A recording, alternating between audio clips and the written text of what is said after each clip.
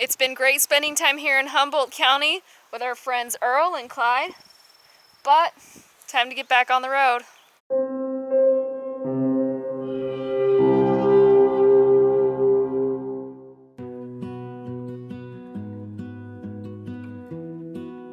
That was such an incredible experience, the time that we've spent with our friends here in Humboldt County.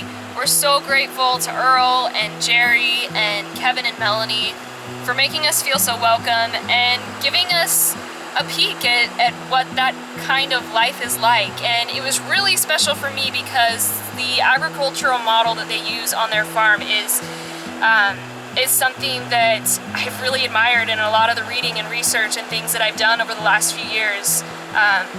Something I think so cool. So it was really neat to see someone actually doing it. It makes me really excited to maintain those friendships and see these guys again someday. As I look back on the last week and a half, I just think this is just another one of those really special experiences that I want to remember for always. And it makes me so glad that we are documenting our journey. And I think, hopefully it's interesting to some of you, but it's also really special for us that, wherever life takes us, we'll always be able to look back on those experiences and remember how amazing it was and the perspective that we've gained and the friends that we've made along the way. It's our last day in California, and as we're approaching the Oregon border, we were just talking about some of the things that we've really enjoyed about our time here. The kindness of the people in Northern California cannot be overstated, especially in the Bay Area. Maybe it's just because that's where we grew up and that's what we're used to, but we haven't found that anywhere else, and it is so refreshing. We find the people of the Bay Area to be the kindest, warmest people we've found anywhere. And there's some great places to eat out, and also there's a ton of farmers markets. It seems like a lot of the places that you go, you could find a farmer's market just about any day of the week within 30 minutes, which is really awesome. I've also loved being in the northernmost part of the state up here around Mount Shasta and Crescent City and seeing the giant pieces of land covered in forests. And, people think California, they think smog, they think cities, they think traffic. Not in Northern California. It is gorgeous up here.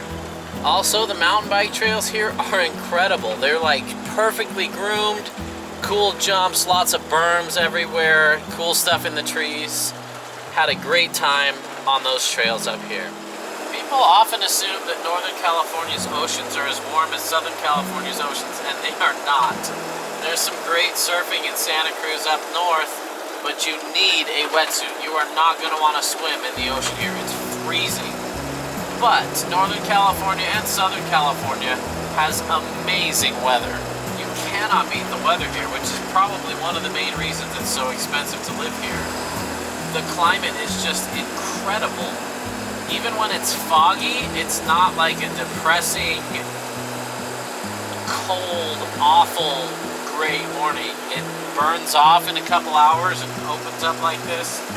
I love the weather here. Diesel fuel was cheap. It was pretty much $2.89 or $2.99 no matter where we went, which was really nice. Also, the drivers in Northern California are amazing. Southern California too. I will take California drivers over anything else. They're a lot more aware, way fewer sketchy situations. It's really been a pleasure to drive around so many Californians. And the Redwoods, that is definitely a highlight for us. That's our all-time favorite area, is being in the Redwoods. There's a couple things we didn't love about California. Number one on the list, poison oak. I'd forgotten about that. It's still in other places too, but it's very abundant here in California. I only caught some in Santa Cruz, but it took probably 2.5 weeks to go away. Another thing that was really sad to see about California was how many homeless people there were. The homeless and poverty rate has really risen since we used to live here 10 years ago. It's really sad to see so many people affected by it. California is an expensive place to live with a lot of taxes, and I can see why there's so much poverty, but it still breaks your heart to see it. California park system has been very dog unfriendly, and I know that there's a lot of concerns with how fragile the environment is and You know, some of the seal pups and stuff like that, they don't want dogs chasing them and certain birds and things like that. But that's been really tough since we've been from about Humboldt County north. It's been really hard to find places where we can take Fender hiking. We've really just had to kind of walk him on fire roads and around camp areas and that kind of thing because there's not a lot of great dog walks. There are some great dog parks, so that's really good. And I will say, even though there are not a lot of dog-friendly hikes in this part of California, I've been amazed at how many businesses have been dog-friendly. You know, a lot of times when we have Fender and we have to run into stores and things, if it's hot, one of us just has to stay outside and walk around with Fender. But when there are stores that we want to go into, we can both go in together and take the dog when they allow dogs, which is really, really cool. So not a must, but it definitely is a nice to have. Welcome to Oregon. We're only going to be in Oregon for about a week, and we admit that we are hardly doing this state justice. There is so much to see.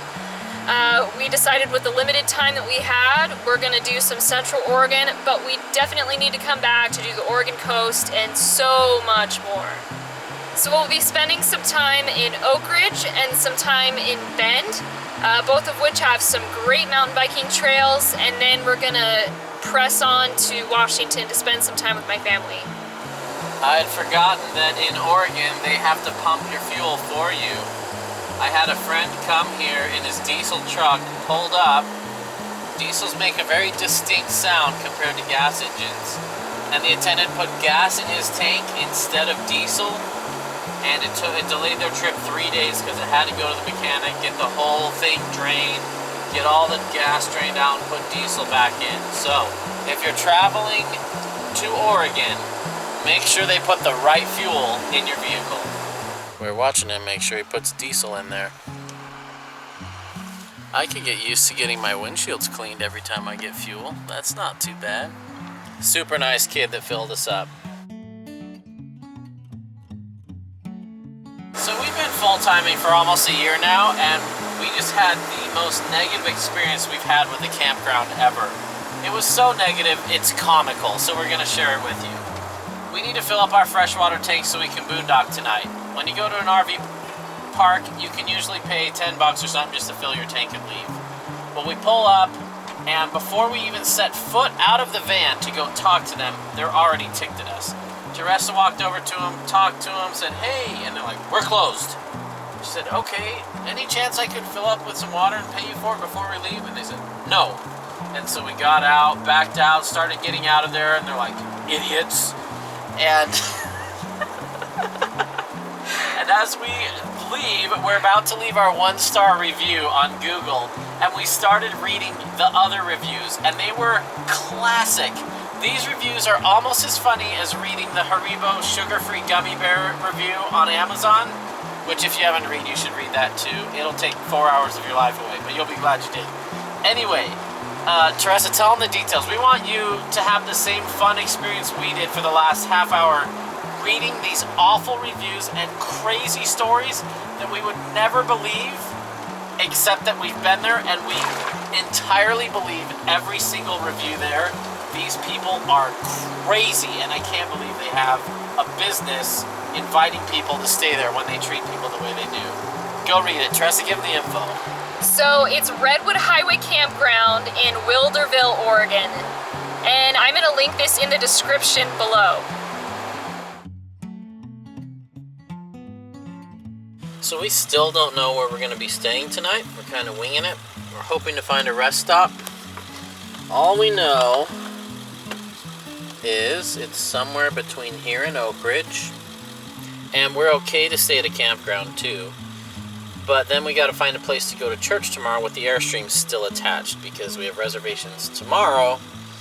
Anyway, interesting. You can't go to a rest stop and unhitch your trailer and just leave your trailer at the rest stop and go take off from there, but it's so great to have rest stops when you're tired and driving a long way to just pull in, sleep for 6 hours, and then hit the road the next day.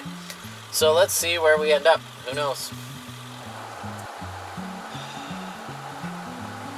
This is frustrating. We were at the rest stop and it's full of trucks, and so there's no room for us to park here. Well, I'm just gonna keep driving closer to Oak Ridge, and Therese and I will find something.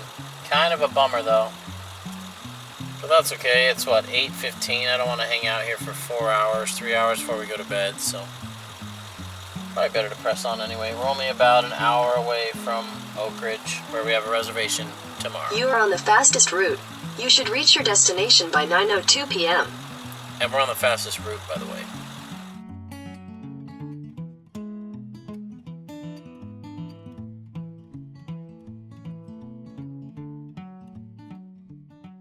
Best camp hosts in the world. We're in the national park, and this is where our reservation is tomorrow. We thought we'd just swing by, see if they happen to have one open. And just as we pulled in, they said, "You guys are in luck. We have one site left, and I think you'll fit." I know, I guess somebody snuck in there. There's no ticket on there. Oh, does that mean they grabbed it? If so, that's okay.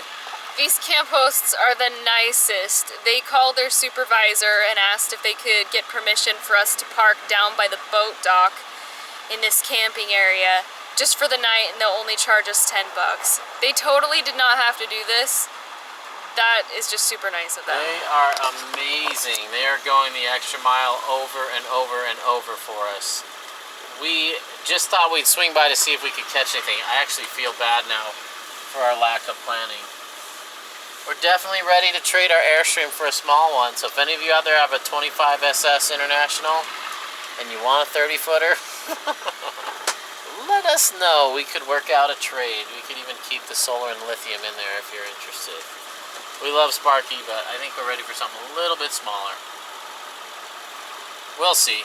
We're going to wait for the right one, though.